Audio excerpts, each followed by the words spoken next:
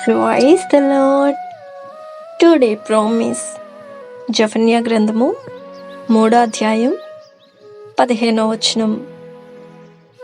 తాను మీకు విధించిన శిక్షను యెహోవా కొట్టివేసి ఉన్నాడు.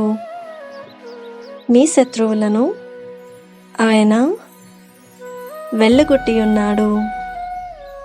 ఇశ్రాయేలుకు రాజైన యెహోవా మీ మధ్య ఉన్నాడు.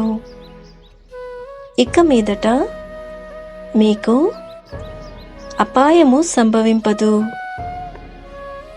ఆ దినమున జనులు మీతో ఇట్లందురు, యెరూషలేము భయపడకుము, సియోను ధైర్యము తెచ్చుకొమ్ము.